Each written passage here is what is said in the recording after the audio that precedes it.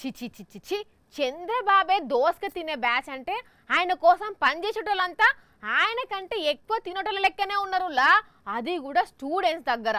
Inter అయిపోయిన వాళ్ళను degree స్టూడెంట్స్ని తీసుకొని మీకు ఉద్యోగాలు ఇస్తామని చెప్పి వాళ్ళతో పనులు చేయించుకొని తీరా డబ్బులు ఏమంటానట ఇగో ఇట్లా మాట్లాడుతున్నారంట. మనీ కోసం ఆగితే ఒక 1 మంత్ అవుతుంది 3000 4000 ఇచ్చి చెట్ల పెట్టేస్తారు. డైలీ 15 ఫామ్లు ఇవ్వాలి, 15 ఫామ్లు ఇవ్వాలని దమ్ చేస్తుండే. నాకు శాలరీ 3000 ఇచ్చారన్న. విన్నారా? 12,000 రూపాయల జీతం అని చెప్పి ఇప్పుడు కొందరికి 3,000 రూపాయలు అట్లా చేతిలో పెడుతున్నారట. ఇంకొందరికి అయితే అది కూడా ఇస్తలేరట. వాళ్ళ శవాల మీద పేలాలు ఏర్పనే ముఖంలో చెప్పు. ఇంతకు అసలు వీళ్ళతో చేపించే పని ఏంటంటే ఇగో ఈ తమ్ముడు చెప్తాడేనండి. సర్వే అని చెప్పకుండా మాకు టీడీపీ వాళ్ళతో పనులు చేయించారా, టీడీపీ వాళ్ళతో పనులు చేయించారా. మాకు దేనికి ఓటేస్తారు మీరు అట్లా అని కాల్ చేస్తారు. పంజాగుట్టలో బీపీఓ కాల్ సెంటర్ ఒకటి పెట్టినరట. వీళ్ళందరికీ జాబ్స్ ఇస్తున్నామని చెప్పి రిక్రూట్ చేసుకున్నారట. ఇంకా దీంట్లో ఎవరైనా రిఫర్ చేసిన వాళ్ళకి ఎక్కువ డబ్బులు ఇస్తామని కూడా చెప్పిండ్రట.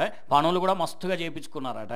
ఓటర్లకు ఫోన్లు చేయించి టీడీపీ తరఫున మాట్లాడిచ్చిండ్రట. కానీ పాపం వీళ్ళకేం తెలుసు, 4 పైసలు వస్తున్నాయి కదా అని చెప్పిన పని అలా చేసిండ్రట. తీరా చూస్తే ఓట్లు అయిపోవడంతో ఎక్కువ లేవు తక్కువ లేవు, అసలు డబ్బులే ఇస్తలేరట.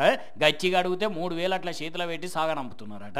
ఇక దీని మీద ఓ మోతెవరిని ప్రశ్నిస్తే ఏం చెప్తున్నాడో చూడండి. అబ్బో కెమెరాకు అడ్డం పెడుతున్నాడు. నా భాగవతం అందరికి తెలిస్తే ఇజ్జత్ పోతుందని. మరి అంత ఇజ్జత్ ఉన్న మనిషి అయితే వీళ్ళకి ఇస్తానన్న జీతం ఎందుకు ఇయ్యలేదో? అట్లా మోసం చేసినప్పుడు లేని ఇజ్జతి మీడియా వాళ్ళు కెమెరా ఆన్ చేసేటోళ్లకు బగ్గనే వచ్చింది. చిచ్చి ఇగో గిట్లున్నారు టీడీపీ తరఫున పనిచేసేటోళ్ళు. అయినా వీళ్ళ నుంచి ఏమున్నది? ఏదా చంద్రబాబు తదా ఆయన కోసం పనిచేసేటోళ్ళు. ఛే.